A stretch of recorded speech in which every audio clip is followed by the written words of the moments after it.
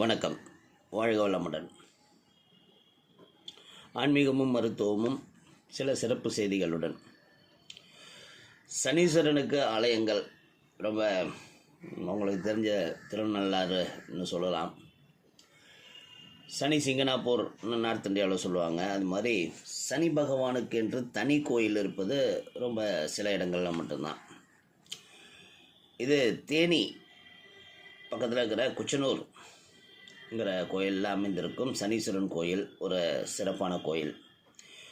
இந்த கோயில் சனீஸ்வரனுக்கு தனி கோயிலாக இருப்பது மட்டும் இல்லை, இந்த கோயிலோட தலவிருட்சம்ங்கிறது ரொம்ப ஒரு சிறப்பான மரம், விடத்தலை மரம்னு சொல்கிறாங்க. அந்த விடத்தலை மரம் எப்படி இருக்கணும்னு பார்க்குற ஆர்வம் எனக்கு இருக்குது. அந்த மரத்தோட இலை எல்லை விட சிறியதாக இருக்குமா. அது மட்டும் இல்லாமல் அதோட பூ அதோடு சிறியதாக இருக்குமா.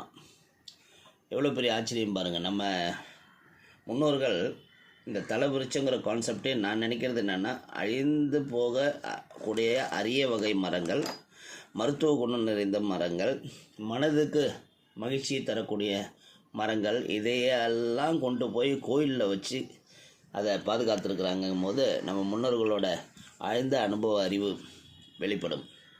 ஸோ அந்த விடத்தலை மரம் தான் இந்த கோயிலோட சிறப்பு. வாழ்க வளமுடன், நலமே சூழ்க.